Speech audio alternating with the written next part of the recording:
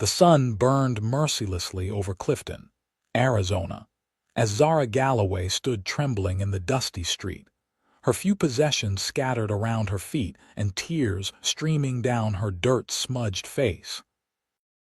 The year was 1878, and at 22, she had just been thrown out of the only home she had known for the past year, with the landlord's cruel words still ringing in her ears. No rent, no roof. That's the last time I trust a schoolteacher's promise. "Please, Mr. Harrington," she begged, gathering her skirts around her to kneel in the dirt, dignity forgotten in her desperation. "My wages are just delayed. The school board promised. Your promises don't pay my bills." Harrington spat on the ground near her worn boots. "Get your things and get out. I've got paying tenants waiting." The small crowd that had gathered to witness her humiliation began to disperse, no one offering help. Zara's hands shook as she tried to gather her scattered belongings, books that were her most prized possessions, a small photograph of her parents, both gone now, and the meager clothing she owned.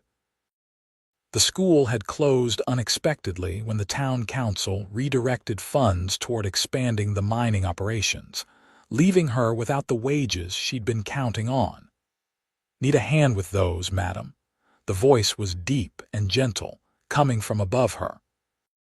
Zara looked up, squinting against the harsh sunlight to see a tall figure standing over her. As her eyes adjusted, she could make out a man with broad shoulders, dressed in trail-worn clothes and a dusty cowboy hat. His face was partially shadowed by the brim, but she could see kind eyes studying her with concern.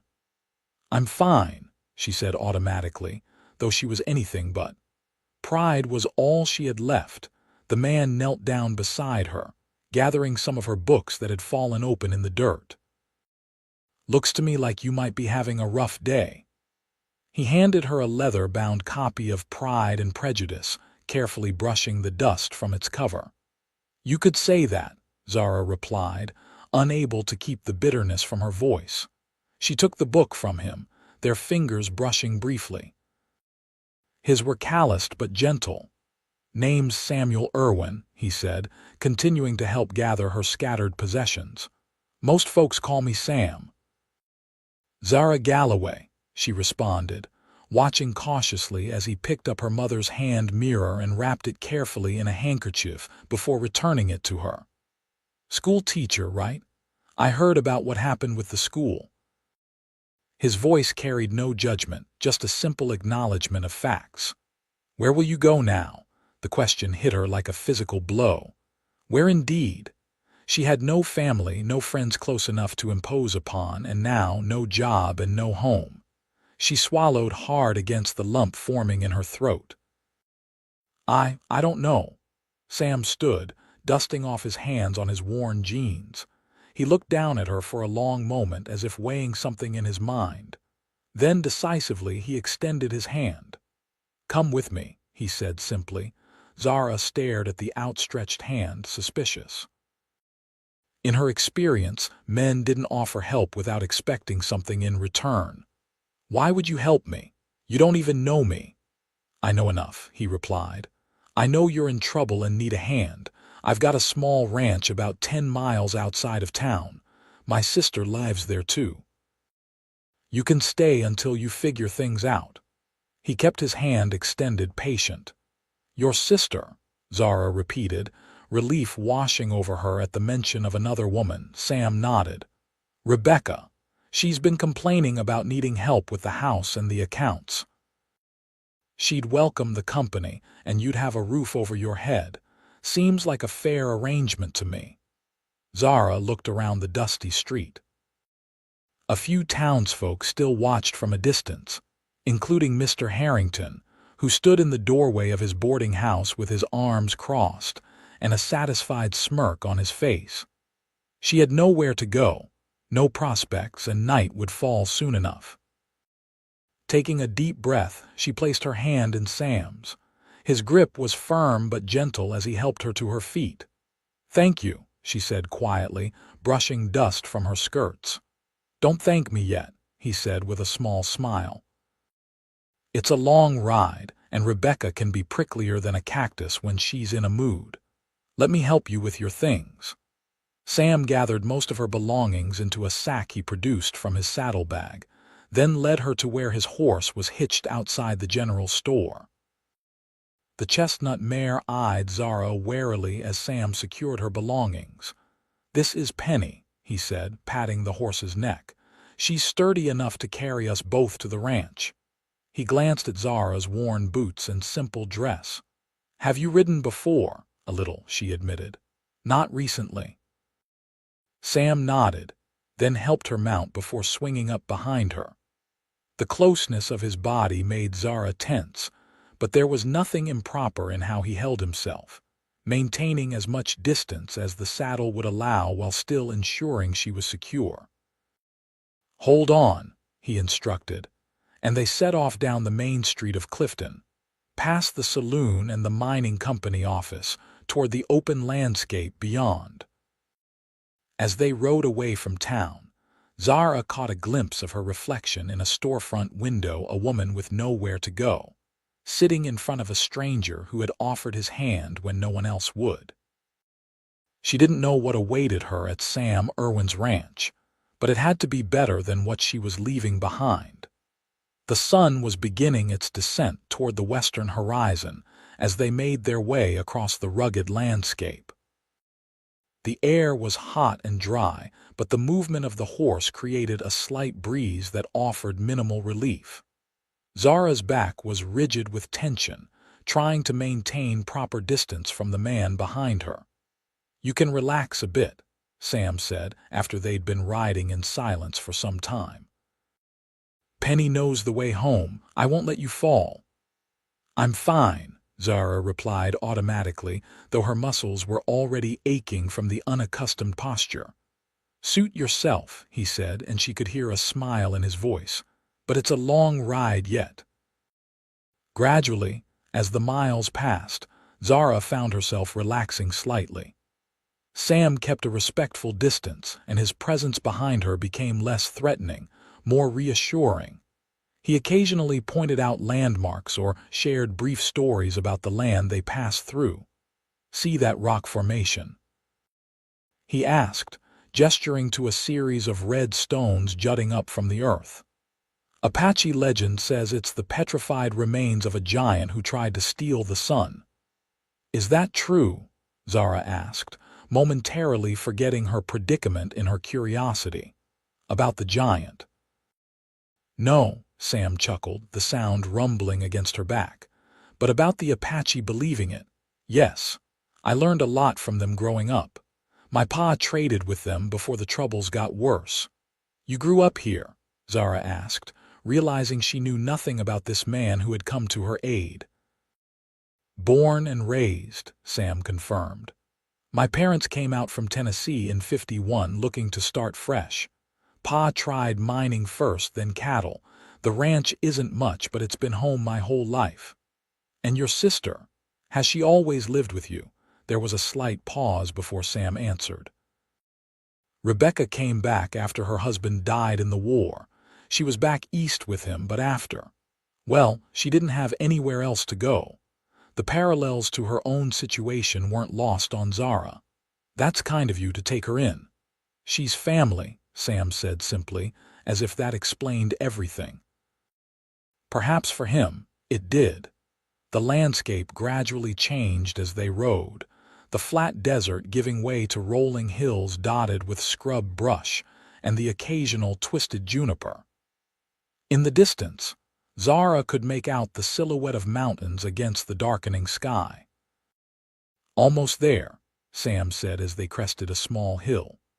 Below them, in a shallow valley, sat a modest ranch house with several outbuildings. A corral held a few horses, and a small herd of cattle grazed in a pasture beyond. It wasn't grand by any means, but there was a solidity to it, a sense of permanence that spoke of a home well tended. "It's lovely," Zara said honestly. "It's not much," Sam replied, "but it's ours." As they approached, a woman emerged from the main house, wiping her hands on an apron. She had the same dark hair as Sam, though hers was streaked with gray at the temples, and her stance was wary as she watched them approach. "That's Rebecca," Sam murmured. "Don't mind her frown, it's just her way." He guided Penny to a halt near the house and dismounted first, then helped Zara down. Her legs felt unsteady after the long ride, and she stumbled slightly. Sam's hand caught her elbow, steadying her before letting go immediately. "Samuel Irwin, what have you brought home now?" Rebecca called, her voice carrying a note of exasperation that suggested this wasn't the first time her brother had arrived with an unexpected guest. "Rebecca, this is Miss Zara Galloway," Sam said, leading Penny toward the water trough. "She was the schoolteacher in Clifton until they closed the school. She needs a place to stay for a while." Rebecca's eyes narrowed as she assessed Zara from head to toe. "The schoolteacher, and what happened to your lodgings in town?"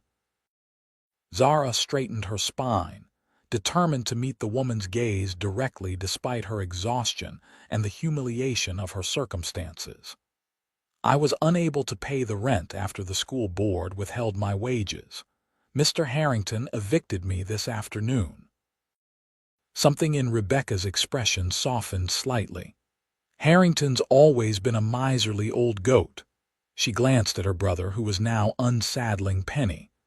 "And my soft-hearted brother couldn't leave well enough alone, I suppose." "I can work," Zara offered quickly. "I'm educated." "I can help with accounts, correspondence, household duties." Rebecca held up a hand. "No need to sell yourself just yet. Come inside. You look like you could use a wash and a meal. We can talk terms after you've rested." Relief washed over Zara as she followed Rebecca into the house. The interior was simple but clean, with sturdy furniture and a few touches that spoke of a woman's hand-embroidered cushions on the chairs, a vase of wildflowers on the table. "The washroom's through there," Rebecca said, pointing to a door off the kitchen. "There's hot water on the stove. I'll find you something clean to wear. Might be a bit large, but better than dust-covered." "Thank you," Zara said, suddenly overwhelmed by the kindness after the day's events. "I don't know how to repay, save it," Rebecca interrupted, but her tone was gentler now. "Get cleaned up. We'll talk after." Left alone in the small washroom, Zara finally allowed herself a moment of vulnerability. She sank onto a stool and buried her face in her hands, letting a few silent tears fall. The day had been a whirlwind of despair and unexpected kindness, leaving her emotionally exhausted. After composing herself, she washed away the dust and tears, grateful for the hot water and the soap that smelled faintly of lavender.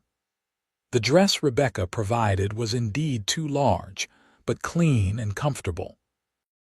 When Zara emerged, she found the table set for three, with a simple but hearty meal of stew, bread, and coffee. Sam had come in while she was washing and sat at the table, freshly cleaned himself.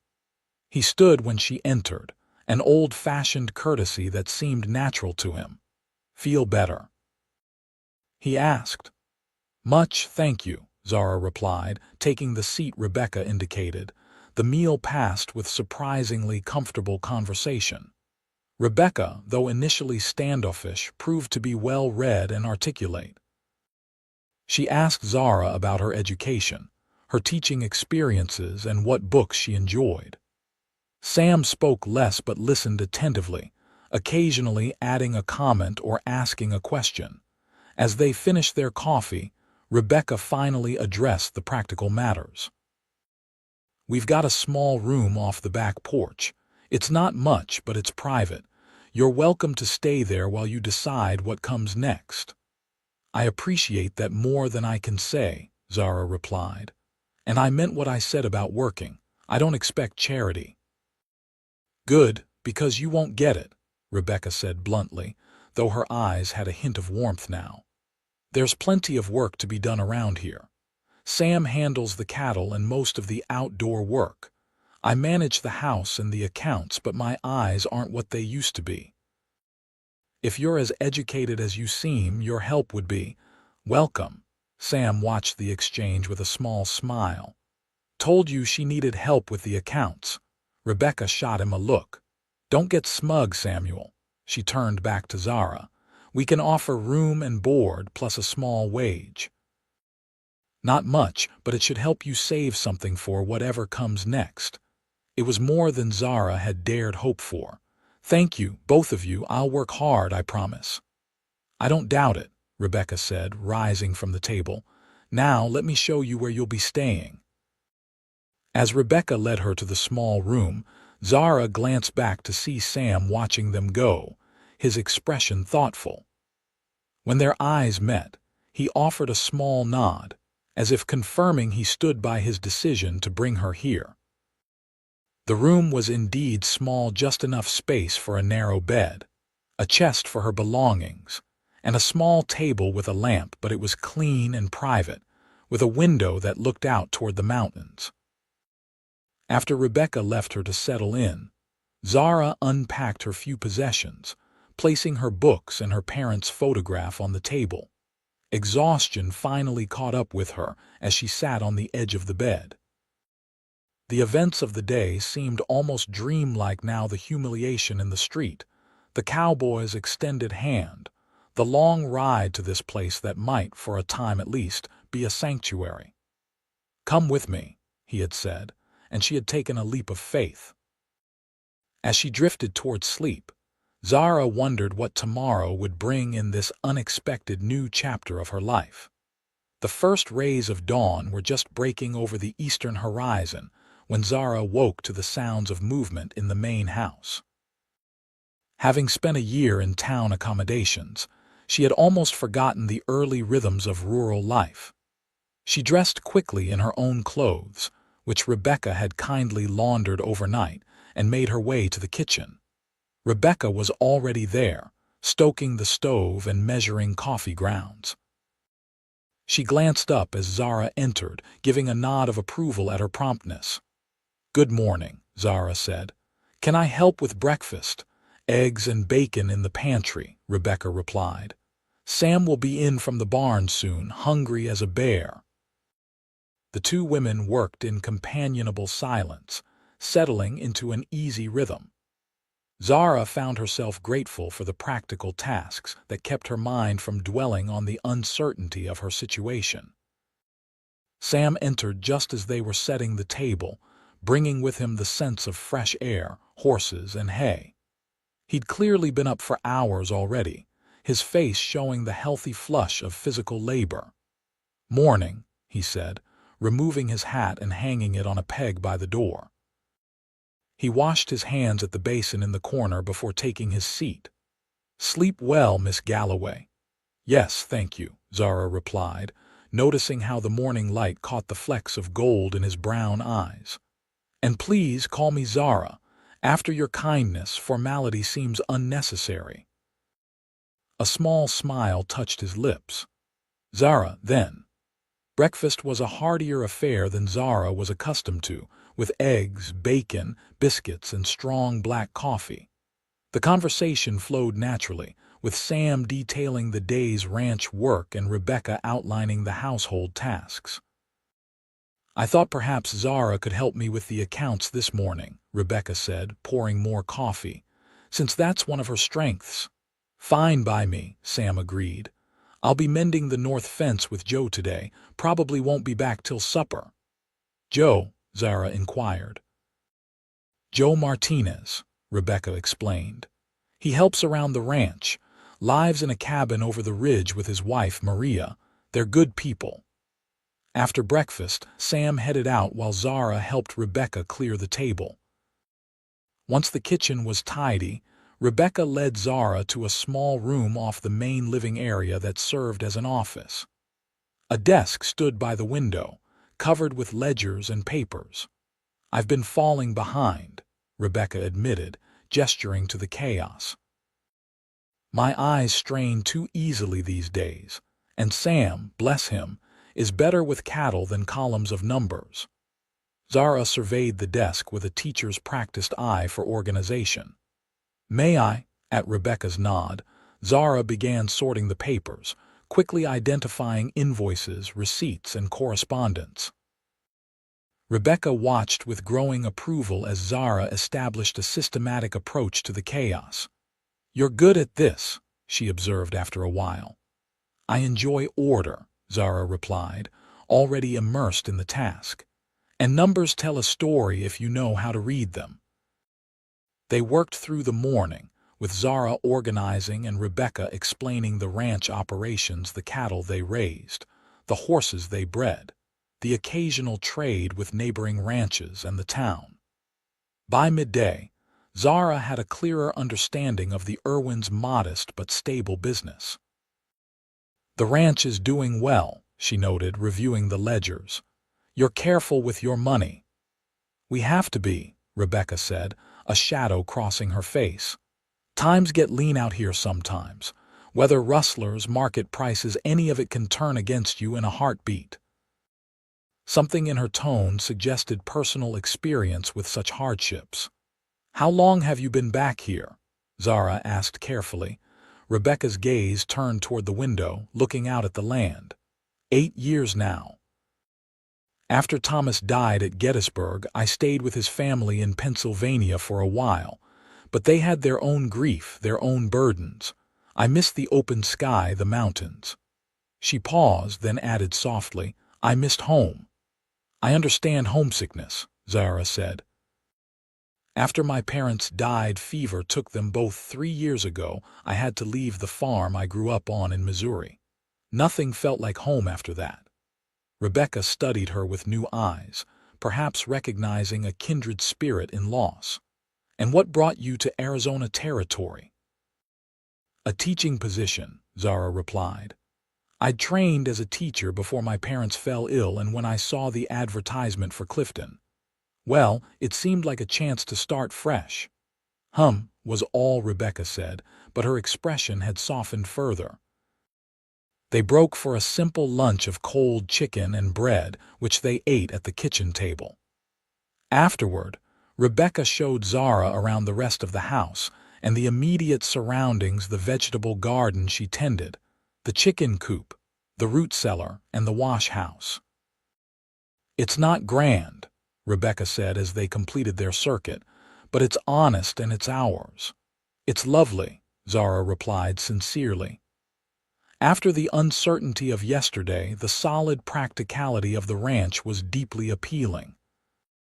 The afternoon was spent on household tasks, mending linens, churning butter, preparing vegetables for dinner.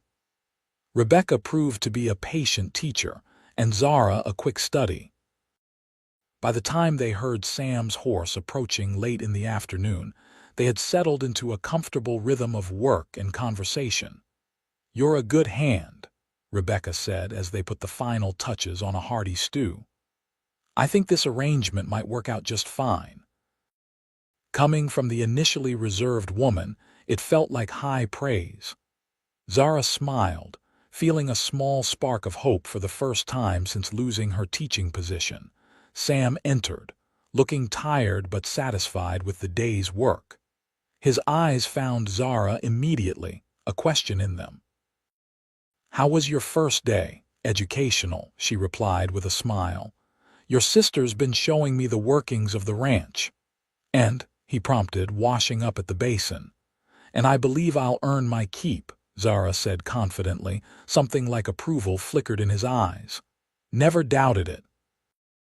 The three of them settled into dinner, joined by Joe Martinez, who had ridden back with Sam to repair a piece of equipment in the barn before heading home. Joe was a stocky man with a weathered face and quick smile, speaking English with a slight accent. He treated Zara with polite respect, clearly taking his cue from the Irwins' acceptance of her presence. As the meal progressed, Zara found herself watching Sam, the easy way he conversed with Joe, the respectful attention he gave his sister, the occasional glances he directed at Zara herself. There was a quiet strength about him, an unassuming confidence that came from knowing exactly who he was and where he belonged. After Joe departed and the dishes were cleared, Rebecca announced she was retiring early. "These old bones need rest," she said, though Zara suspected she was deliberately giving them some time alone. With Rebecca gone, a slight awkwardness descended. Sam leaned back in his chair, regarding Zara thoughtfully. "I hope today wasn't too overwhelming for you." "Not at all," Zara replied. "It feels good to be useful again." "Rebecca seems pleased," Sam observed. "That's no small thing. She doesn't warm to people easily." "She's been very kind," Zara said. "You both have, I—" She paused, searching for words adequate to express her gratitude.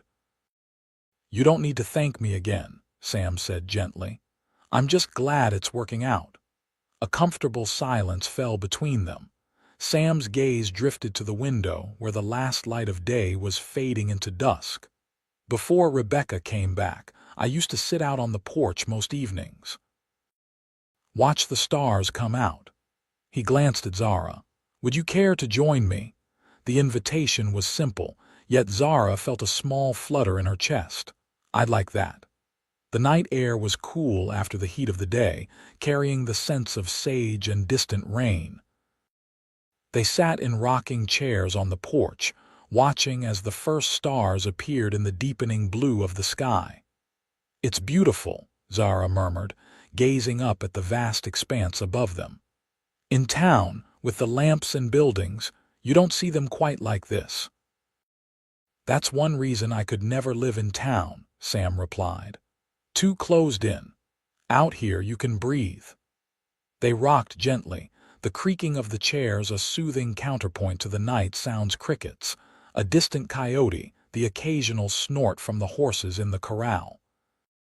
"May I ask you something?" Zara said after a while. "Of course." "Why did you help me yesterday? Truly." Sam was quiet for so long that Zara thought he might not answer. When he finally spoke, his voice was low and reflective. "I saw something in your face standing there in the street. Not just fear or desperation, though those were there, but a kind of determination. Like you weren't broken, just bent." He paused. I admired that. The simple honesty of his words touched her deeply. "Thank you for seeing that," she said softly. "Sometimes it's hard to feel it myself."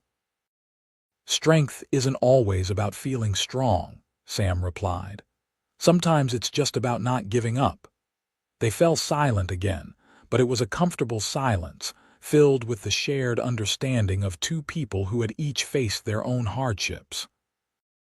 As the night deepened around them, Zara felt a curious sense of peace settle over her. Yesterday, her world had collapsed around her. Today, she had begun to build something new. And though she didn't know what tomorrow would bring, for this moment, sitting beside this quiet, thoughtful man under a canopy of stars, she felt something she hadn't experienced in a long time. She felt at home. The days at the Irwin ranch soon fell into a rhythm. Zara woke each morning with the dawn, helped Rebecca with breakfast, and then divided her time between the household chores and bringing order to the ranch accounts. In the afternoons, she often worked in the vegetable garden, finding unexpected solace in the simple task of nurturing growing things. Sam was a constant presence, though often at a distance, riding out early to check the cattle, mending fences, training horses, or trading with neighboring ranchers. But each evening they would gather for dinner, sharing the events of their day.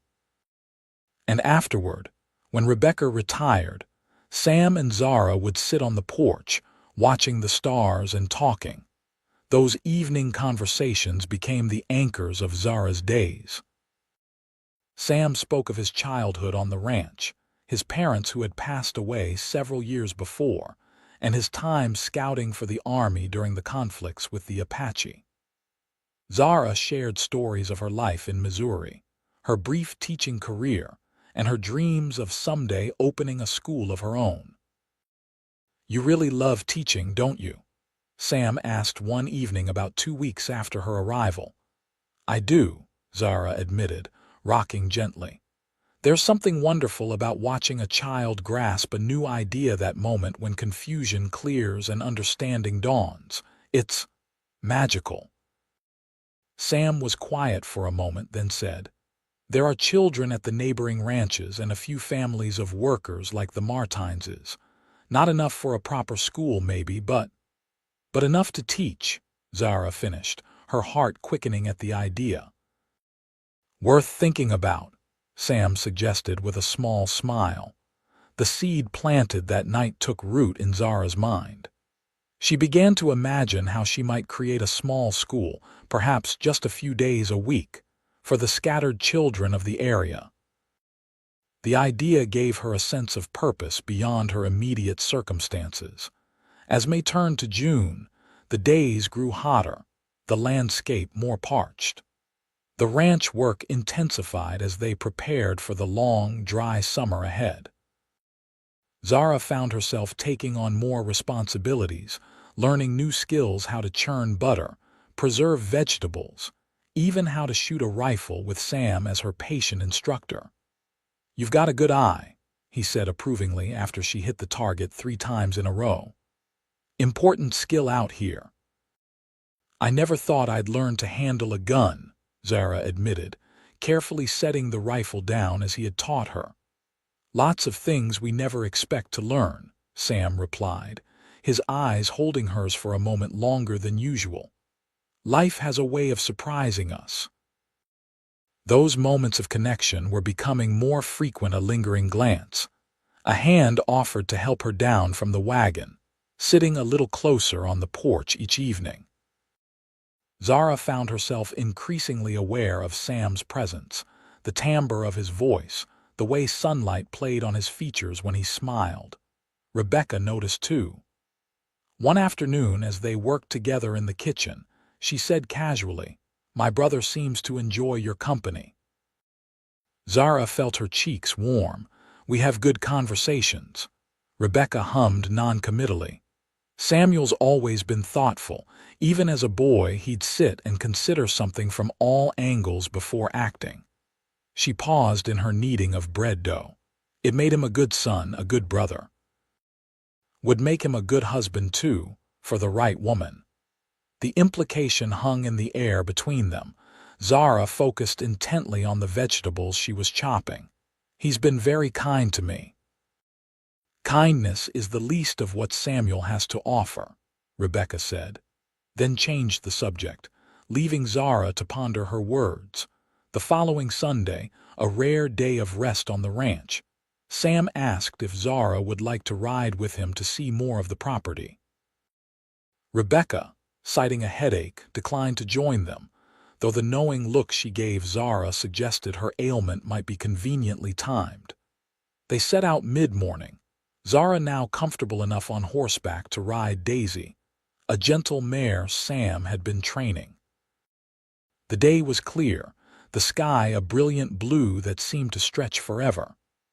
"I want to show you my favorite place on the ranch," Sam said as they rode side by side across a meadow dotted with wildflowers. "It's a bit of a ride, but worth it."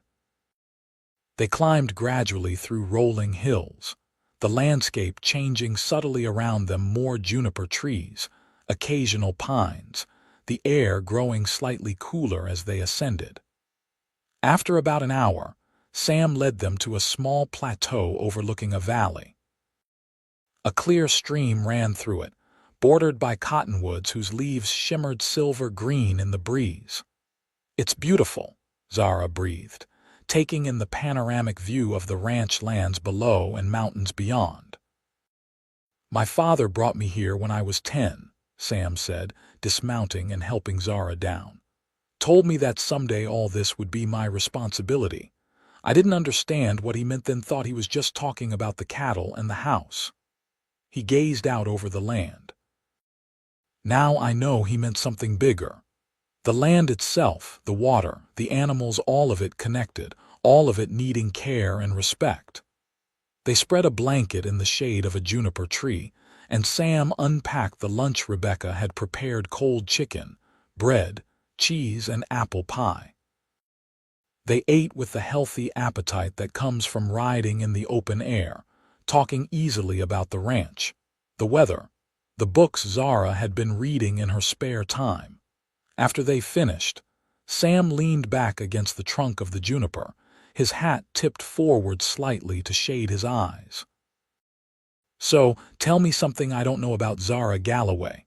She considered the question, drawing her knees up and wrapping her arms around them. "I used to want to be a writer," she confessed. "I filled notebooks with stories when I was younger." "What kind of stories?" he asked, interested. "Adventures mostly. Girls having grand journeys, discovering new places." She smiled at the memory. "My father encouraged it. My mother worried it filled my head with impractical ideas." "And was she right?" "Perhaps," Zara acknowledged with a small laugh. "I did end up traveling west on my own after all." "Seems to me that takes a certain courage," Sam observed. "Most people stay where it's familiar, even if they are unhappy." "Or desperate," Zara added, thinking of the circumstances that had driven her west. "Or that," Sam agreed. He studied her for a moment, his expression thoughtful.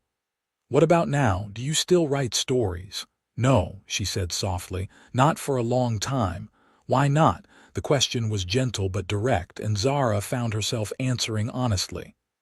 "Life became complicated. After my parents died, there wasn't time for stories, just survival." Sam nodded, understanding in his eyes.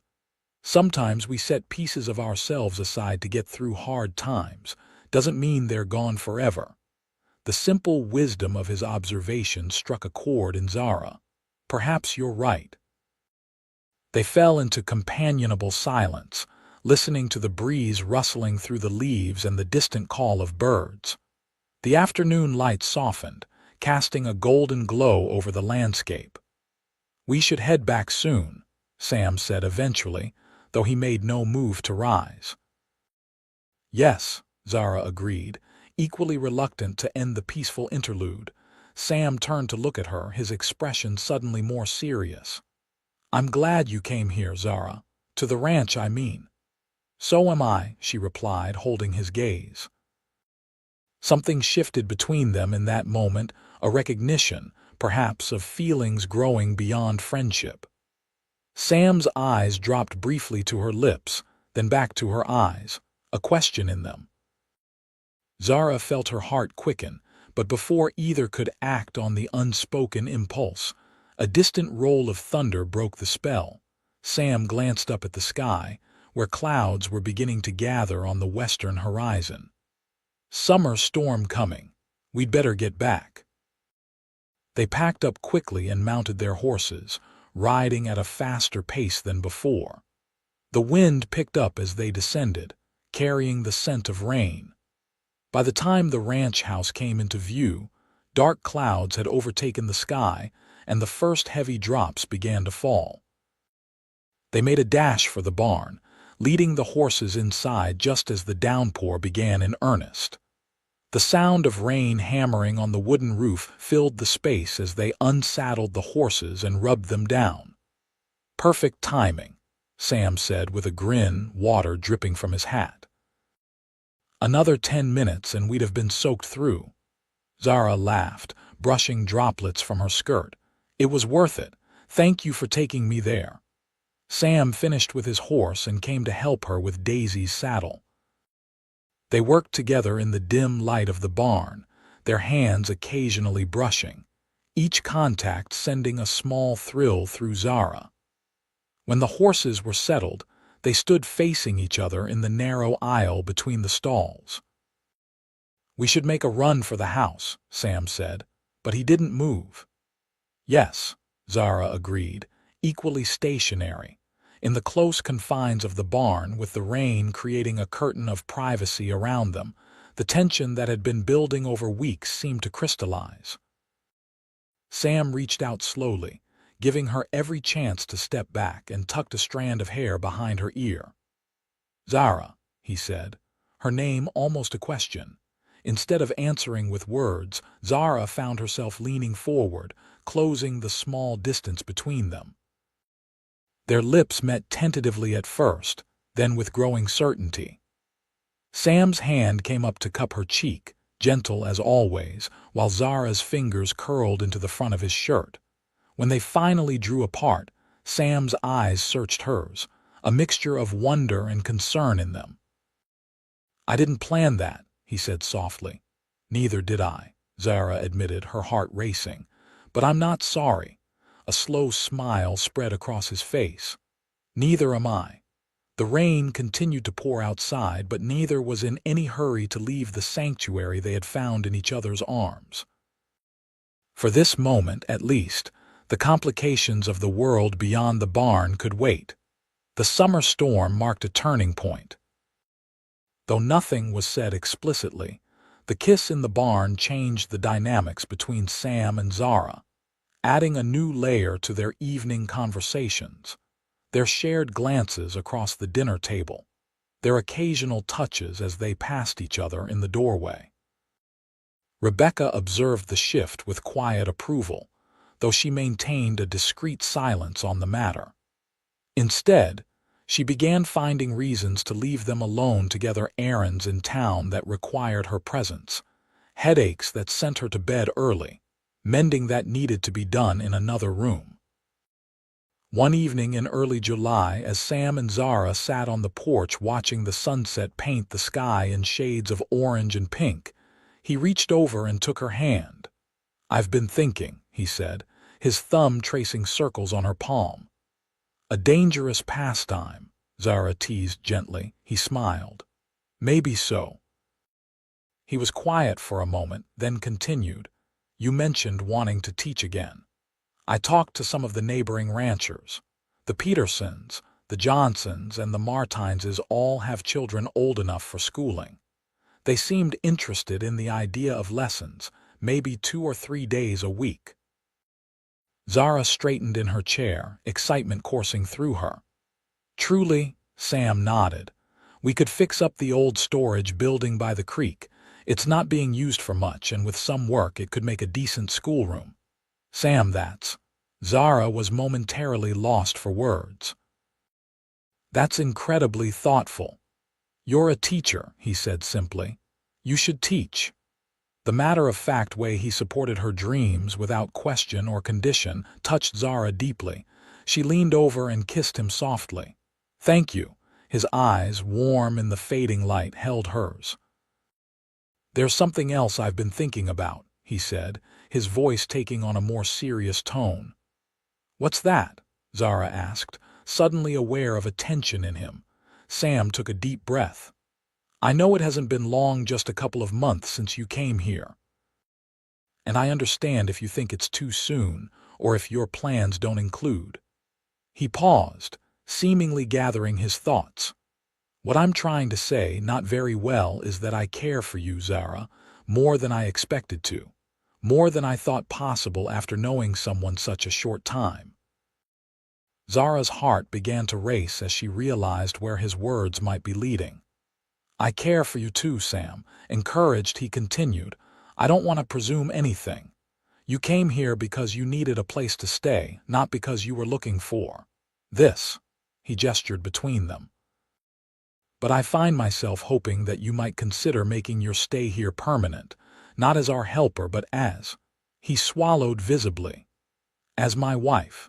Though she had begun to sense his feelings matched her own, the actual proposal still took Zara's breath away. "Sam." "You don't need to answer now," he said quickly. "I know it's sudden. I just wanted you to know where I stand, what I hope for."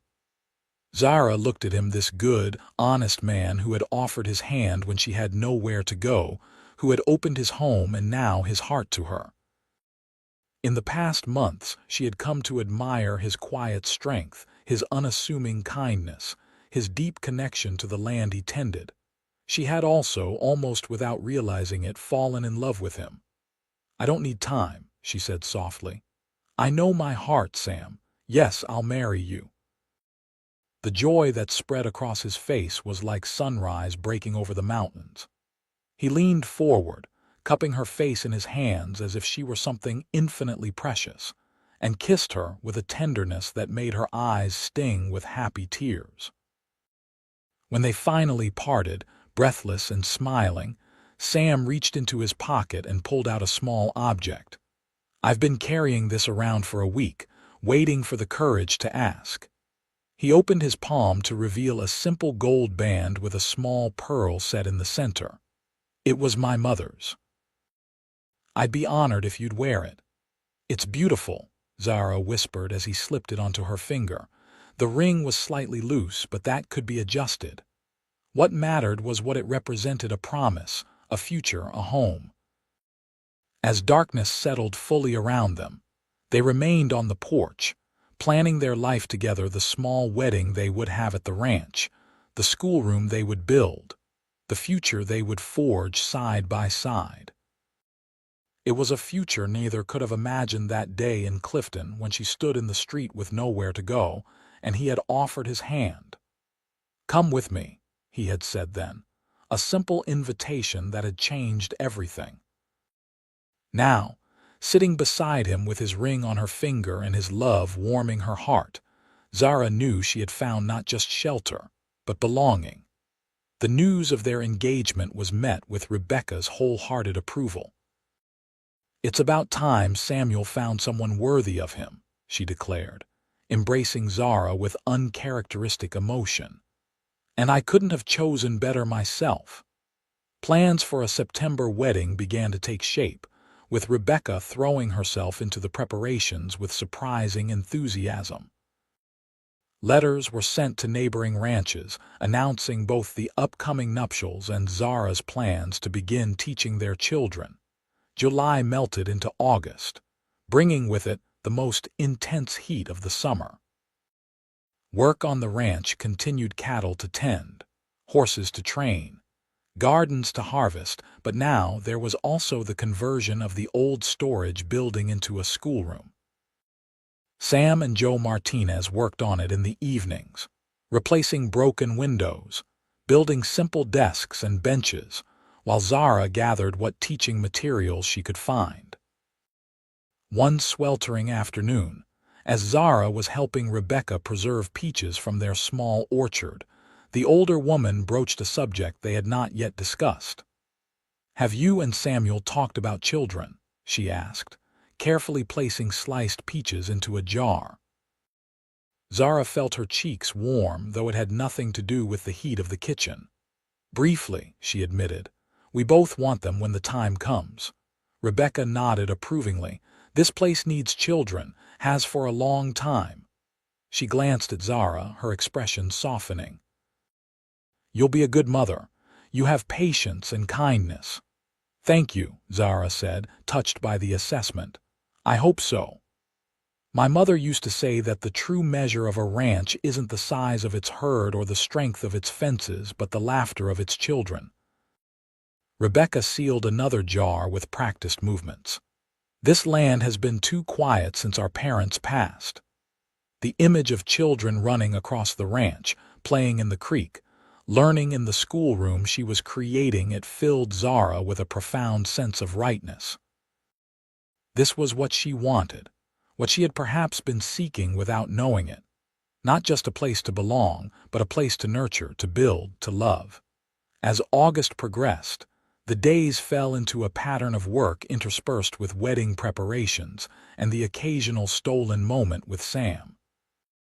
Their evening conversations on the porch continued, but now they were filled with plans and dreams for their shared future.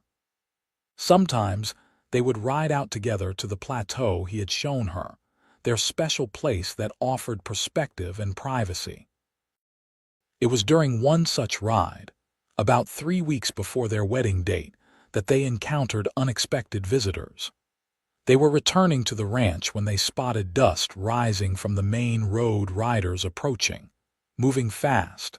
Sam's hand instinctively went to the rifle in his saddle holster. "Stay behind me," he instructed, his expression grave.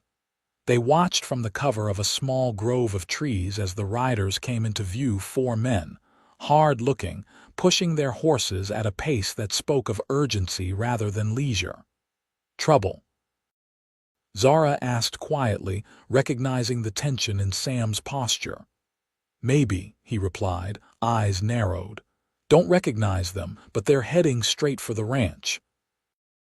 Without further discussion, they urged their horses forward, taking a route that would intercept the riders before they reached the ranch house where Rebecca was alone. Sam kept Zara slightly behind him as they approached the main road. The riders pulled up short when they saw Sam and Zara blocking their path. Up close, they looked even more menacing, unshaven, dust-covered, with hard eyes that assessed Sam's rifle and Zara's presence with calculating interest. "Afternoon," the lead rider said, his voice carrying a false friendliness that set Zara's nerves on edge. "This the Irwin place?" "It is," Sam replied evenly. "I'm Samuel Irwin. What's your business here?" The man smiled, revealing tobacco-stained teeth. "Name's Maddox. These are my associates Carter, Wilkes, and Dahlan. We're looking for work. Heard you might be hiring." Sam's expression remained neutral, but Zara could sense his skepticism. "Not hiring at present. Ranch is small, family-run. But the Peterson place about 20 miles east might be looking for hands." Maddox's smile didn't reach his eyes. "That's so. Shame. We were set on this area." His gaze shifted to Zara, lingering in a way that made her skin crawl. "Pretty country. Pretty company, too." Sam shifted slightly, his body language unmistakable. "Like I said, no work here. Peterson's is your best bet. Good day to you." For a tense moment, it seemed Maddox might press the issue. The other men were watching their leader, hands casually near their holstered guns. Then Maddox shrugged, the gesture too elaborate to be genuine. "Well, can't blame a man for trying. We'll head on to this Peterson place." He tipped his hat with exaggerated courtesy. "Madam, sir." The four men turned their horses and rode off in the direction Sam had indicated. Only when they were well out of sight did Sam relax his grip on his rifle. "You don't believe they're looking for work?" Zara stated, not a question. "No," Sam replied grimly. "Those aren't ranch hands. The way they sit their horses, the way they're armed, they're trouble of some kind. Probably running from something. Should we warn the Petersons? We'll send Joe over once we get back. And I'll ride to town tomorrow. Let Sheriff Davis know we've got strangers in the area." He glanced at Zara, concern evident in his features. "I want you and Rebecca to be extra cautious until we know they've moved on. No riding out alone. Keep the doors locked at night." The encounter cast a shadow over what had been a perfect day. As they rode back to the ranch, Zara found herself scanning the horizon, suddenly aware of the vulnerability of their isolated location. The Irwin Ranch had come to feel like the safest place in the world to her, but now she was reminded that safety was often an illusion, especially in this still wild territory. When they reached the house and explained the situation to Rebecca, her reaction was characteristically practical. "I'll get the shotgun from the storeroom," she said, already moving toward the door. "And we should bring in extra water in case we need to stay close to the house for a few days." That night, despite Sam's reassurances and the precautions they had taken, Zara found it difficult to sleep. The encounter with Maddox and his men had stirred memories of vulnerability, of standing in the street in Clifton with nowhere to go. She had found safety and love here at the ranch, built the beginnings of a new life. The idea of a threat to that newfound security made her chest tight with anxiety. She was still awake when a soft knock came at her door. Opening it, she found Sam standing in the hallway, concern etched on his features. "Couldn't sleep either?" he asked quietly. Zara shook her head. "I keep thinking about those men. May I come in?" "Just to talk," he added quickly, ever respectful of her reputation despite their engagement. She stepped back, allowing him into the small room. He took the chair while she sat on the edge of the bed, a proper distance between them despite the intimacy of the late-night conversation. "I'm sorry about today," Sam said. "I didn't mean to frighten you." "You didn't," Zara assured him. "Or rather, you were right to be cautious.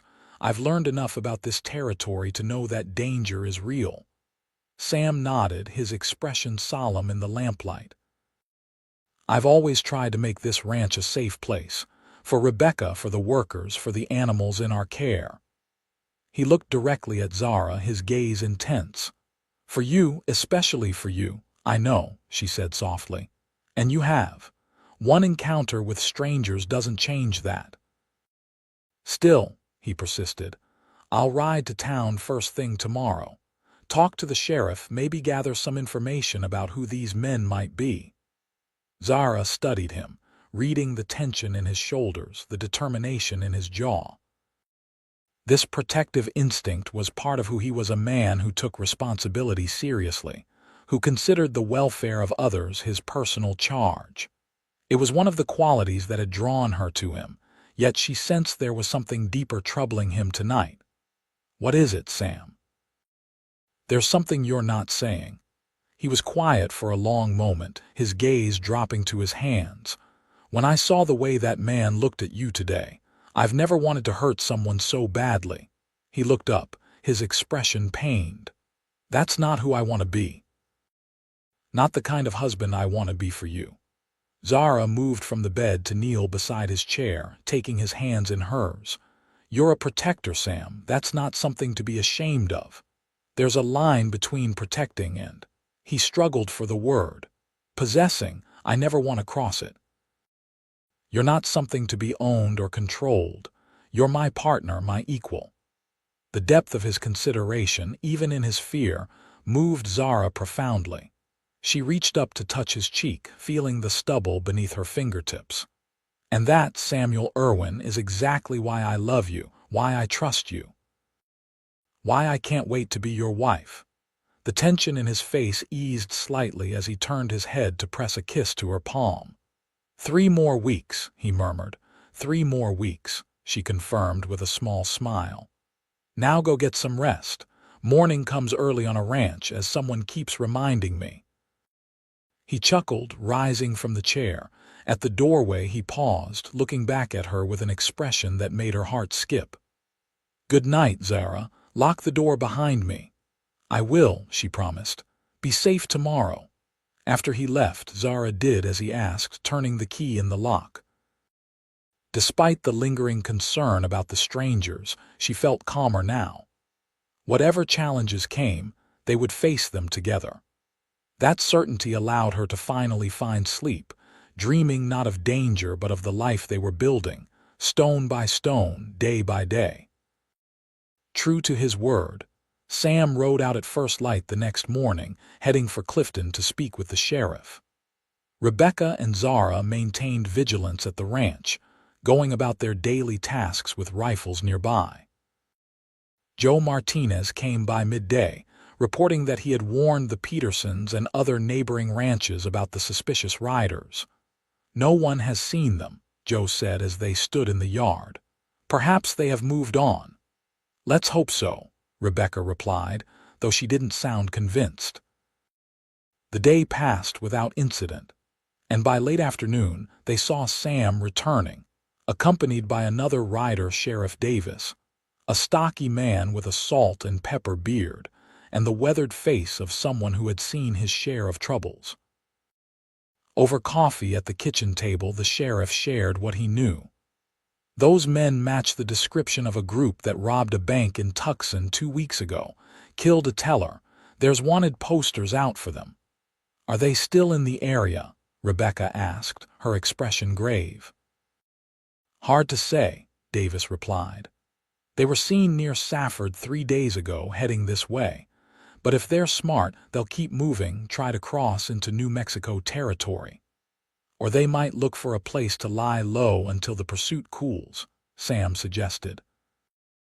"There's plenty of isolated spots in these hills." The sheriff nodded grimly. "That's my concern. I've got men patrolling the main roads, but we can't cover everything. Best you folks stay alert." He looked at each of them in turn. "Don't take chances. These men are desperate and dangerous." After the sheriff departed, promising to check back in a few days, an uneasy quiet settled over the ranch. The happy anticipation of the wedding was temporarily overshadowed by the potential threat lurking in the surrounding wilderness. Days passed without further sign of Maddox and his gang. Gradually, the routine of ranch life reasserted itself, though they maintained extra vigilance, doors locked at night, rifles close at hand, no one venturing far from the house alone. Work continued on the schoolroom, with Sam and Joe always working together now, keeping watch while they labored. A week after the encounter with the riders, Sam and Zara sat on the porch after dinner, the evening ritual that had become precious to them both. The sunset was particularly spectacular, the sky ablaze with color, as if to remind them of the beauty that persisted even in uncertain times. "The schoolroom is nearly finished," Sam said, his arm resting comfortably around Zara's shoulders. "Just needs the blackboard mounted and some shelves for books." "It's coming together beautifully," Zara replied, leaning into his embrace. "I can hardly believe I'll be teaching again in just a few weeks." The children are excited too. Maria says little Alina talks of nothing else but going to real school. Zara smiled at the thought of Joe and Maria's 5-year-old daughter, a bright-eyed child who had visited the ranch several times with her father. "She'll be a good student, curious and eager." They sat in companionable silence, watching as the brilliant colors of sunset gradually faded into the deeper blue of twilight. The first stars were just becoming visible when Sam spoke again, his tone more serious. "I've been thinking about the wedding," he said.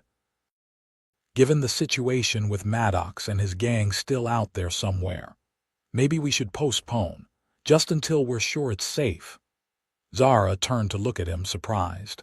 "Postpone, but everything is arranged, the guests invited, the food planned." "I know," he acknowledged, his expression troubled. "But I can't stop thinking about the risk. Having all those people here, everyone distracted with celebration. It would be an opportunity for them if they are still in the area." Though part of her wanted to protest, to insist that nothing should delay their happiness, Zara understood his concern. It was the same protective instinct that had troubled him that night in her room, the drive to keep safe those he loved, even at cost to himself. "If you think it's best to wait, then we'll wait," she said finally. "Our love won't change whether we marry next week or next month." The relief in his eyes was obvious. "Thank you for understanding," he said, taking her hand and bringing it to his lips. "Once the sheriff confirms those men have left the territory, we'll have the wedding we've planned. I promise." Zara nodded, trying to hide her disappointment. She had been looking forward to becoming Sam's wife, to officially beginning their life together. But she also knew that safety had to come first, especially with guests including children expected at the celebration. "We'll send word to everyone tomorrow," she said practically. "Explain that due to circumstances beyond our control, the date is being changed." "I'm sorry," Sam said softly. "This isn't how I wanted things to be." Zara leaned in to kiss him gently. "We have our whole lives ahead of us, Sam. A few more weeks of waiting won't change that." The next morning, they began the process of notifying their guests about the postponement. Joe offered to carry messages to the neighboring ranches, while Sam would ride into town to send telegrams to those farther away. Zara composed the notes, keeping the explanation vague but suggesting a new date in October, when they hoped the situation would be resolved. Rebecca, practical as always, began replanning the food preparations. "The preserves will keep," she noted as they worked in the kitchen. "And we can freeze the cake. It's just as well gives us more time to finish your dress properly." Zara appreciated the older woman's matter-of-fact approach, which helped soothe her own disappointment. "You're right, and the weather will be cooler in October." They were discussing the menu when Joe arrived, looking unusually serious. "Samuel," he called from the doorway. "A moment, please." Sam joined him outside while Zara and Rebecca exchanged concerned glances. Through the window, they could see the men in serious conversation, Joe gesturing toward the hills to the west. After a few minutes, Sam came back inside, his expression grim. "Joe saw smoke coming from Miller's old cabin," he explained. "Nobody's supposed to be up there. Miller left for California months ago." "You think it's them?" Rebecca asked, immediately understanding the implication. Sam nodded. "Could be. It's isolated, hard to find unless you know the area." "Good place to hide." He turned to Joe. "How much smoke?" "Small," Joe replied, "just from the chimney, like someone trying not to be noticed." Sam's jaw tightened as he considered. "All right, Joe, ride to town as fast as you can. Get Sheriff Davis. Tell him what you saw and that I'm going to check it out." He held up a hand as both women began to protest. "Just to observe from a distance. I won't engage them, but we need to know for sure if it's Maddox and his men." Zara felt fear clutch at her heart. "Sam, please don't go alone. Wait for the sheriff. By the time Joe gets to town and they ride back, it could be dark," Sam reasoned. "I know these hills better than anyone. I'll just get close enough to confirm if it's them, then fall back and wait for Davis." Rebecca spoke up, her voice firm. "Samuel, this is foolishness. Those men are killers. At least take Zara's rifle as well as your own." To Zara's surprise, Sam didn't argue with his sister's suggestion. "Good idea. 2 guns are better than 1. He turned to Zara, his expression softening. "I'll be careful, I promise." Though every instinct screamed at her to stop him, Zara understood that this was part of who Sam was, a man who took responsibility for protecting his home, his family, his neighbors. It was one of the qualities she loved in him, even as it terrified her now.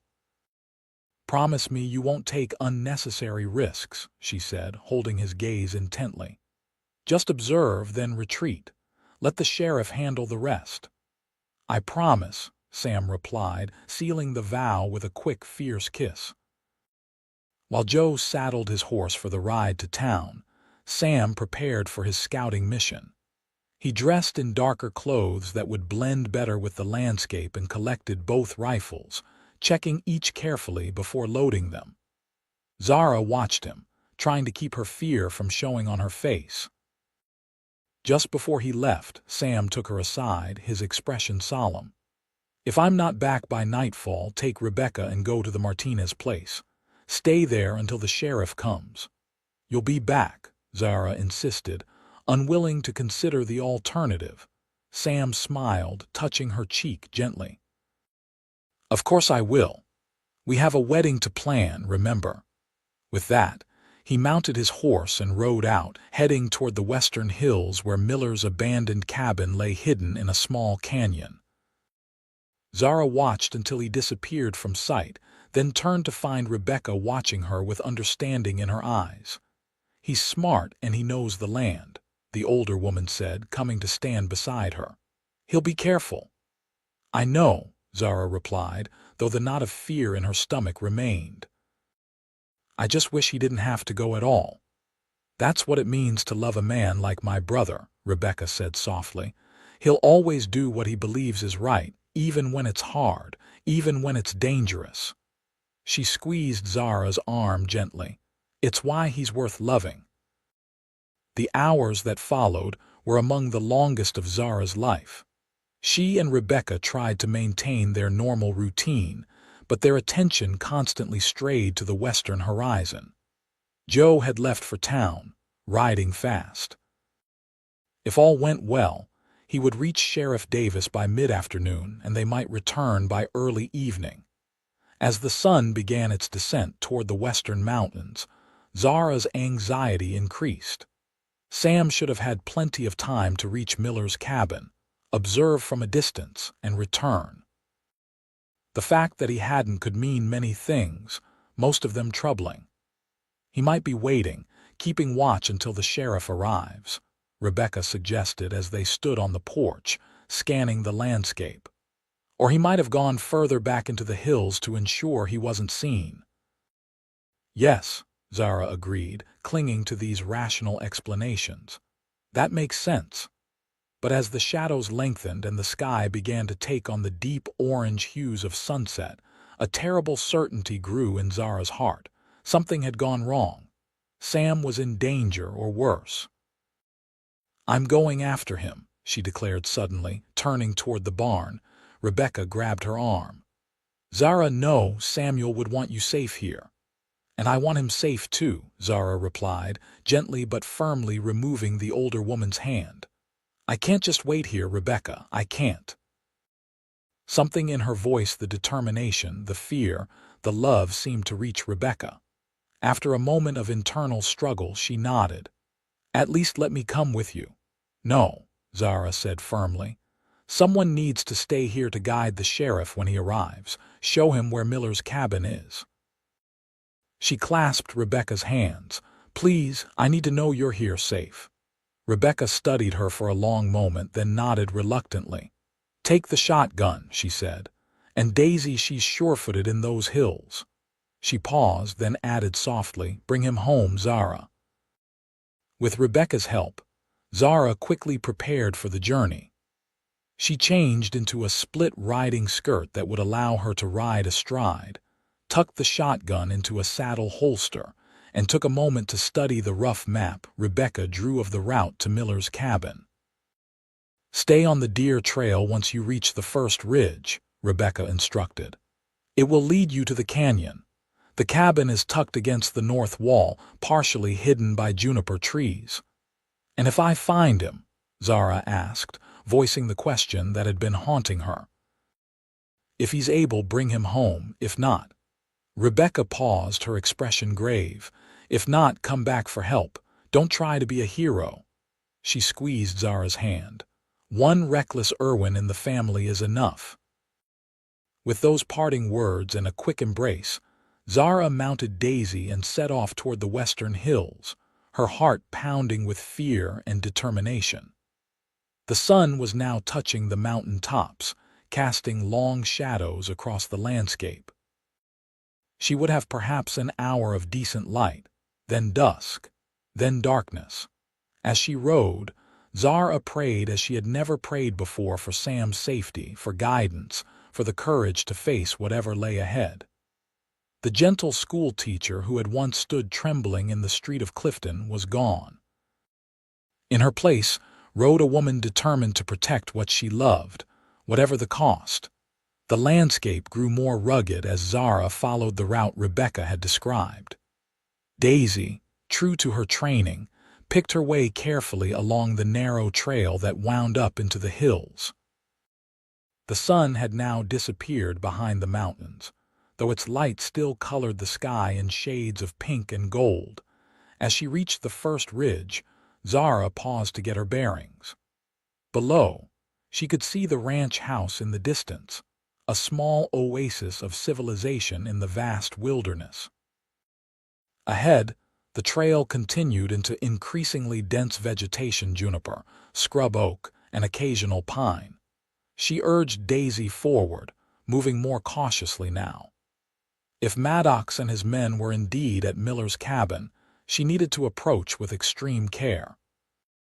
The shotgun was reassuring against her leg, but Zara hoped desperately she wouldn't have to use it. The trail descended into a narrow canyon, just as Rebecca had described. Zara dismounted, leading Daisy by the reins to minimize noise. The light was fading rapidly now, the canyon already filled with shadows. She strained her eyes, searching for any sign of the cabin or, more importantly, of Sam. A faint whicker from ahead made her freeze. Horse. Not Daisy, another horse, responding to her presence. Zara tied Daisy to a tree and crept forward on foot, the shotgun now in her hands. Through the gathering darkness, She could make out a shape tethered to a juniper tree, a horse she recognized immediately as Penny, Sam's mare. The animal seemed agitated, pulling at her tether and tossing her head. Zara approached cautiously, speaking in soft tones to calm the horse. "Easy, girl, it's just me. Where's Sam? Where is he?" Penny calmed somewhat at the familiar voice, allowing Zara to stroke her neck. There was no sign of Sam, but the presence of his horse confirmed her worst fears. He had reached the cabin, but had not returned. Moving with even greater caution, Zara continued forward. Through the trees, she could now make out the dim outline of Miller's cabin, a small, rough structure built against the canyon wall. A faint light flickered through the single window, suggesting a fire or lamp within. Crouching behind a boulder, Zara assessed the situation. The cabin had only one visible door and the single window. If Sam was inside, held captive or worse, she would need to be extremely careful in her approach. The sheriff and his men could be hours away still, and darkness was falling rapidly. As she weighed her options, a sound from the cabin made her blood run cold, a cry of pain, quickly muffled but unmistakably Sam's voice. Without conscious thought, Zara raised the shotgun, her teacher's hand suddenly steady as stone as she aimed at the cabin door. But reason quickly reasserted itself. Rushing in would likely get both her and Sam killed. She needed information first: how many men were inside, where exactly Sam was, what condition he was in. Keeping low, Zara circled toward the side of the cabin, moving silently through the underbrush until she reached the window. It was set high in the wall, but a fallen log nearby provided enough height for her to peer inside if she stood on it. With extreme caution, Zara positioned herself on the log and raised her head just enough to see through a corner of the grimy window. The interior of the cabin was dimly lit by a small fire in the hearth and a single oil lamp on the table. Through the dirty glass, she could make out 4 figures, 3 standing, 1 seated. Her heart lurched as she recognized Sam, tied to a chair in the center of the room. His face was bruised, a trail of blood running from his temple down his cheek, but he was conscious, his eyes alert and defiant. Standing before him was Maddox, his back to the window. The other 2 men, Carter and Wilkes, she presumed flanked Sam, one holding a rifle. Zara strained to hear their conversation through the closed window, catching only fragments.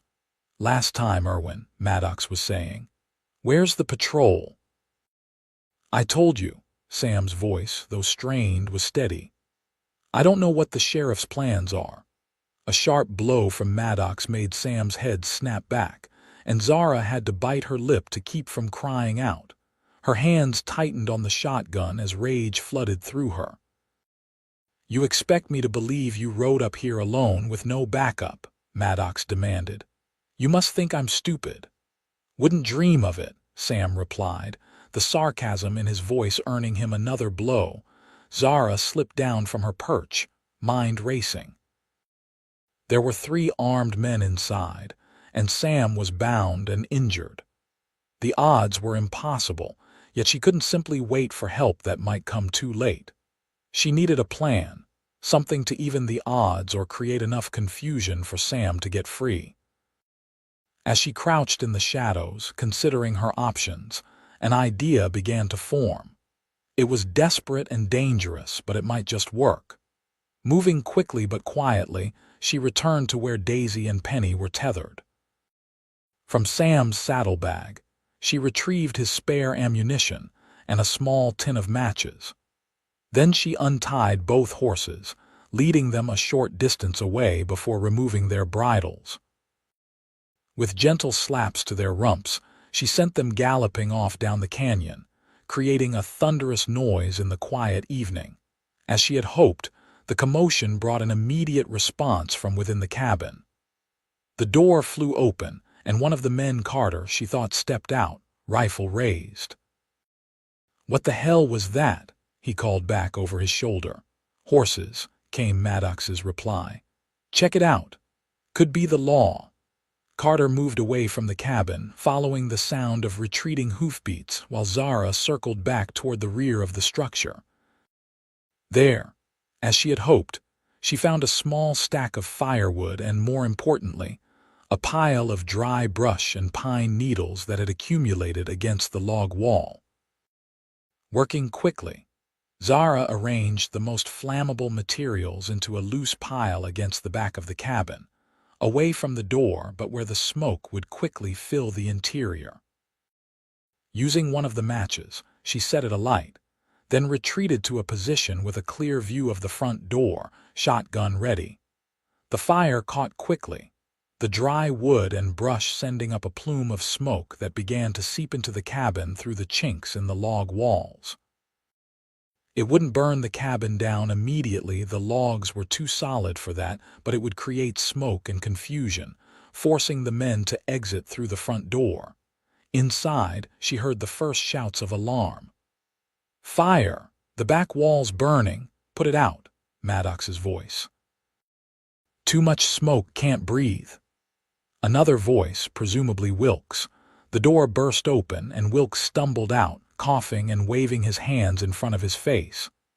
As he emerged, Zara stepped forward from the shadows, shotgun leveled at his chest. Drop your gun, she commanded, her voice surprisingly steady. Hands where I can see them. Wilkes froze, shock evident on his face as he found himself confronted by a determined woman with a shotgun. After a moment's hesitation, he slowly lowered his pistol to the ground. Maddox. He called back toward the cabin. We got trouble out here, more than you know, Zara replied, her finger tightening on the trigger. Tell them to send Sam out. Now. Before Wilkes could respond, Maddox appeared in the doorway, dragging a still-bound Sam with him, a gun pressed to his temple. Through the smoke billowing from the cabin, his expression was one of fury and disbelief. Well, he drawled, taking in the scene before him. Irwin's got himself a guardian angel. His eyes narrowed as he recognized Zara. The pretty lady from the road should have known. Let him go, Zara demanded, the shotgun now aimed at Maddox. Your friend Carter is gone after the horses. It's just the two of you now, and help is on the way. Maddox's laugh was cold. You think I'm scared of a schoolmarm with a shotgun? I've killed men a lot more threatening than you, sweetheart. Then you've never met a woman protecting what she loves, Zara replied, her voice like steel. She cocked the shotgun, the sound sharp in the tense silence. I won't ask again. Let him go. For a long moment, no one moved. Sam's eyes, meeting Zara's over the barrel of her shotgun, held a mixture of fear for her safety and fierce pride. Maddox's grip on him tightened, the gun pressing harder against his temple. Here's what's going to happen, Maddox said finally. You're going to put that shotgun down, and we're all going to take a nice walk down to your ranch. Your man here says there's horses and supplies we can use. Once we're ready to ride, we'll let him go. Maybe. That's not happening, Zara replied, her aim unwavering. The sheriff is on his way right now with a posse. This canyon will be surrounded within the hour. Your only chance is to surrender. Something in her tone, the absolute certainty, perhaps made Maddox hesitate. His eyes darted to the shadows around them, as if expecting to see armed men emerging at any moment.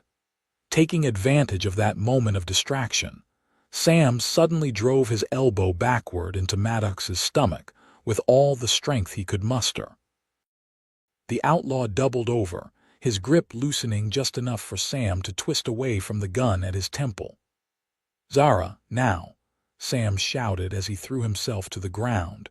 Without hesitation, Zara fired the shotgun, aiming just above where Maddox stood. The blast echoed through the canyon, and the outlaw staggered backward, struck in the shoulder rather than the chest, not a killing shot, but enough to drop him to his knees, his gun falling from suddenly nerveless fingers. Before Wilkes could recover from his shock and dive for his discarded weapon, Zara had the shotgun trained on him again.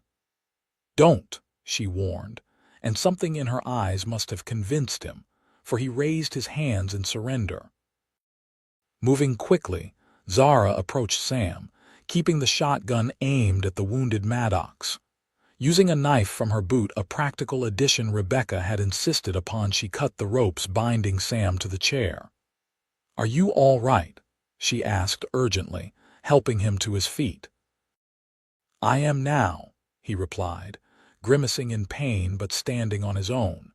He quickly retrieved Maddox's fallen pistol, training it on the outlaw who was clutching his bleeding shoulder and cursing. "Get their guns, Zara, and something to bind them."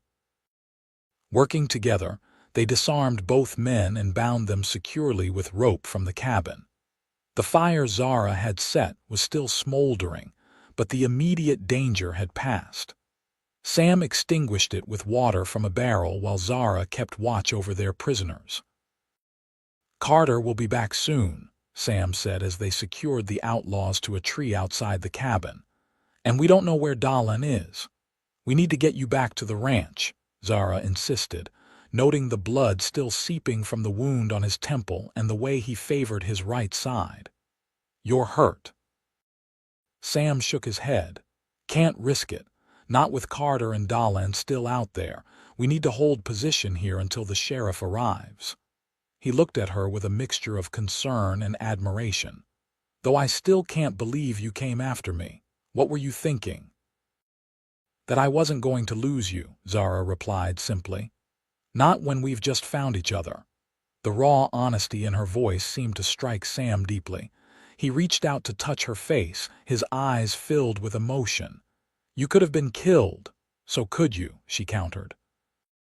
"Yet here we are, both alive thanks to a schoolteacher with a shotgun and a cowboy too stubborn to tell outlaws what they want to know." Despite the gravity of their situation, Sam couldn't help but smile. "We make quite a pair, don't we?" "We do," Zara agreed, returning his smile before reality reasserted itself. "Now, what's our plan until the sheriff arrives?" They decided to take shelter in the cabin, barricading the door and positioning themselves to cover both the entrance and the window.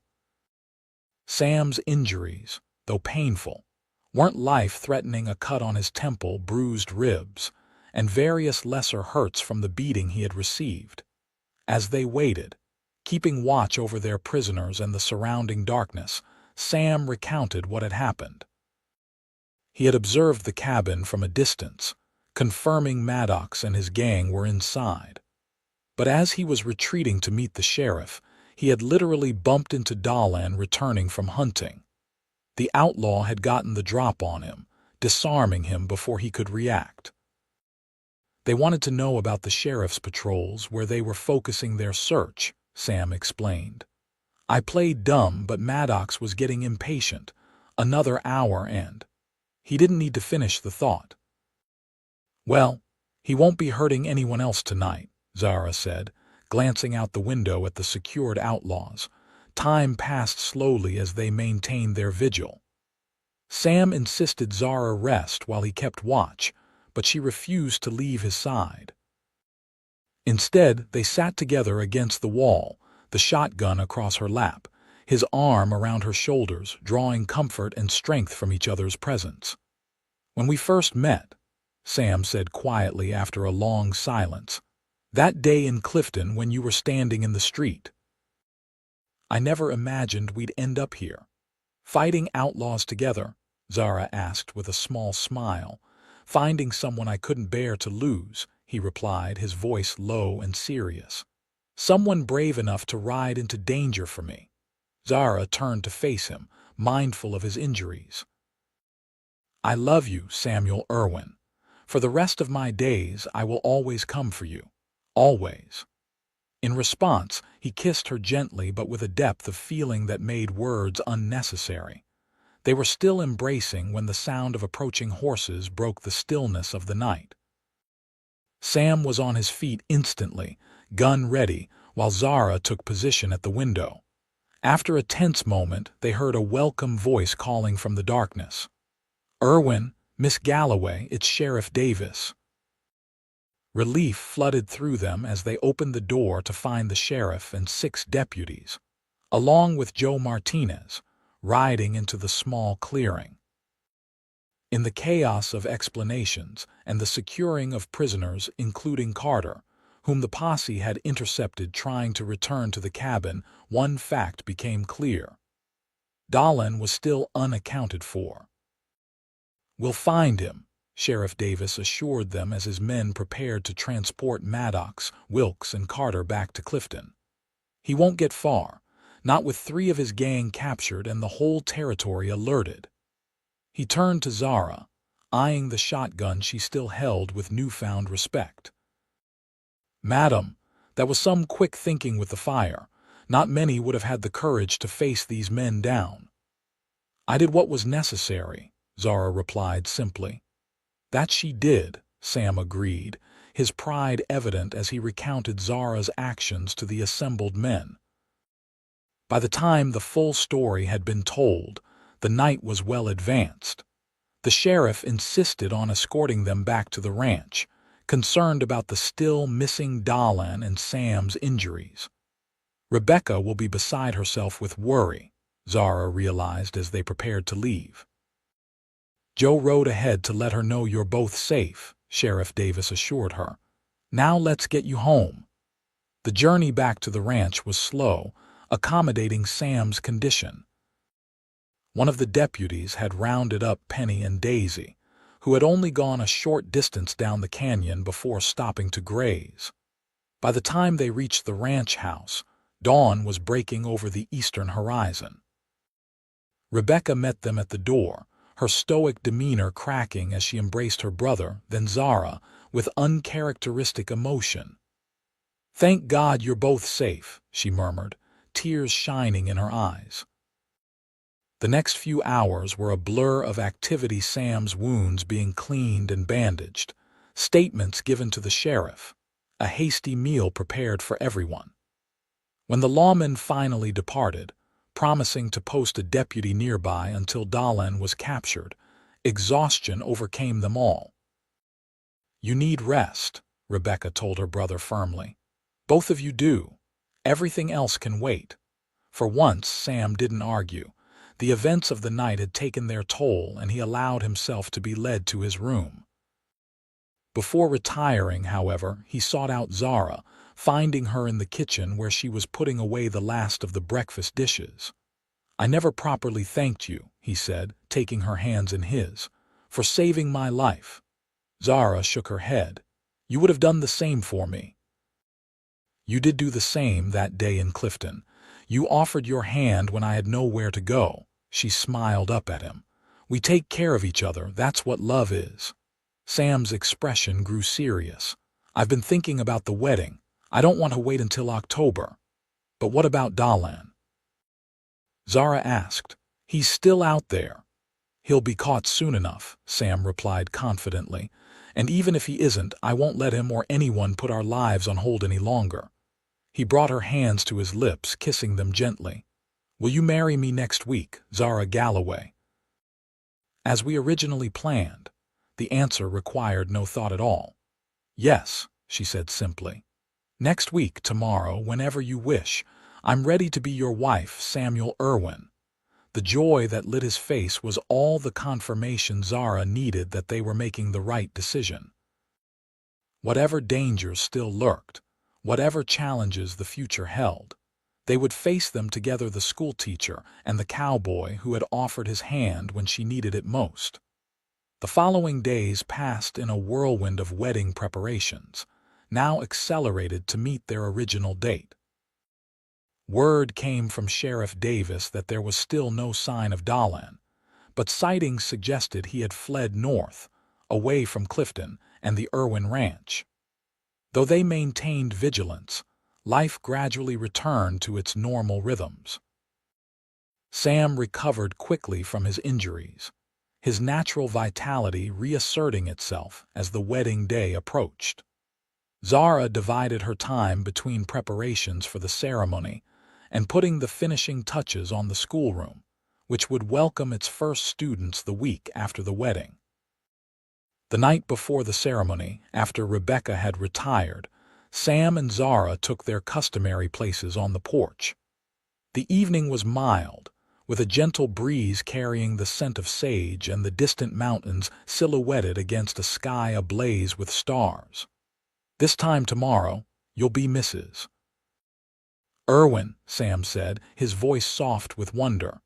"And you'll be stuck with a schoolteacher for a wife," Zara replied with a smile. "Nothing would make me happier." He took her hand, his expression growing more serious. "There's something I've been wanting to give you, something that was my mother's." From his pocket, he withdrew a small velvet pouch. "I've been saving it for the right moment." Curious, Zara accepted the pouch and carefully opened it. Inside was a delicate gold locket on a fine chain. When she opened it, she found a small portrait of a woman with Sam's eyes and Rebecca's determined chin. "Your mother," she said softly. Sam nodded. "She always said it should go to the woman who would be the heart of this ranch after she was gone. That's you, Zara. You've brought life and hope back to this place, to Rebecca, to me." Tears welled in Zara's eyes as she closed the locket. "I'll treasure it always," she promised, turning so he could fasten it around her neck.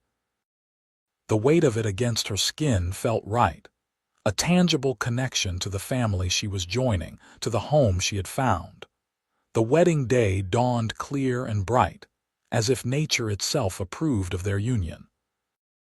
The ceremony was simple but heartfelt, held in the yard of the ranch with the mountains as their backdrop. Joe Martinez served as best man, while Rebecca stood beside Zara. Neighbors from surrounding ranches gathered to witness the union, along with the few friends Zara had made during her time in Clifton. As they spoke their vows, Zara thought of the journey that had brought her to this moment, from the loss of her parents, to standing alone in the street of Clifton, to finding love and purpose on this remote ranch. When Sam slipped the wedding band onto her finger to join her engagement ring, it felt like the completion of a circle, the closing of one chapter and the beginning of another. "I now pronounce you husband and wife," the minister declared. "You may kiss your bride." Sam's kiss was tender yet passionate, a promise of all that lay ahead. As they turned to face their guests, now officially Mr. and Mrs. Samuel Irwin, the cheers and applause that greeted them seemed to echo Zara's own joy. The celebration that followed was joyous and relaxed, with food and music and dancing that continued well into the evening. As the sun began to set, casting a golden glow over the gathering, Sam found Zara where she was chatting with Maria Martinez. "May I steal my wife for a moment?" he asked, the word wife clearly giving him pleasure. With Maria's smiling permission, Sam led Zara away from the festivities, toward the small rise where they could look out over the ranch. In the distance, they could see the schoolhouse, now complete and ready to welcome its first students.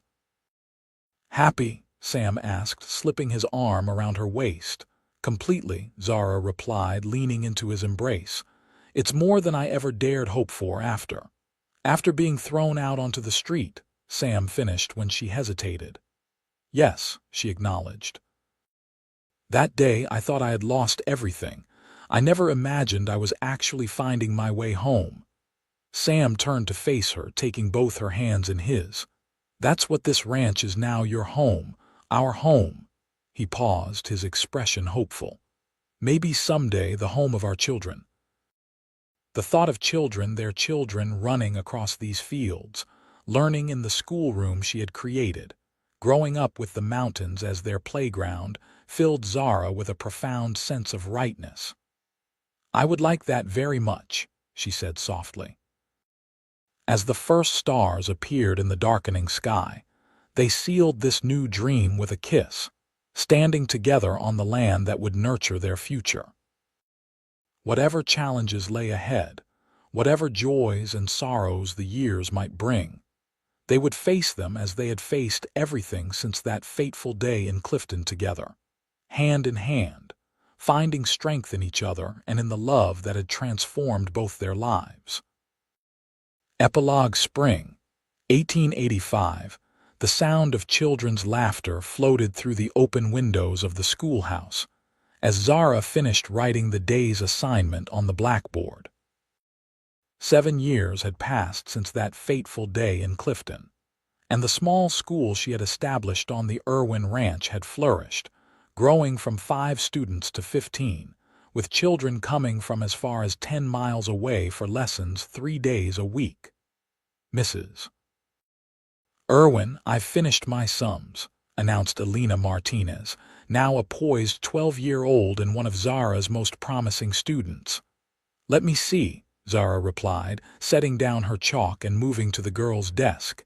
She reviewed Elena's work, nodding in approval. Excellent.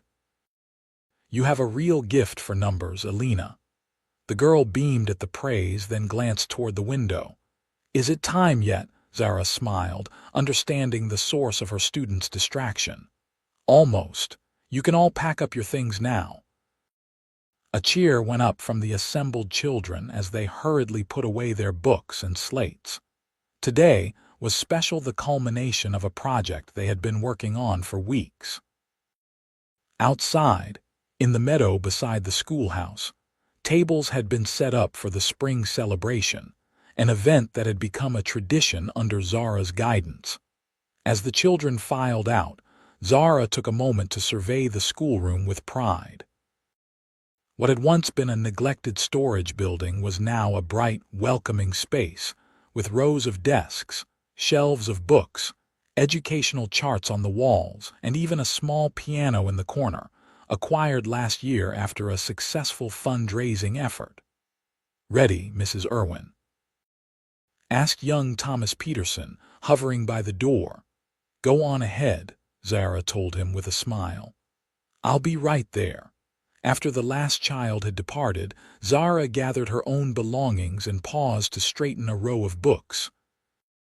Teaching remained her passion, and the school had become a vital part of the community, bringing families together and providing education that would otherwise have been inaccessible to many of these children. As she stepped outside, shielding her eyes against the bright spring sunlight, Zara's gaze was immediately drawn to the tall figure approaching from the direction of the ranch house.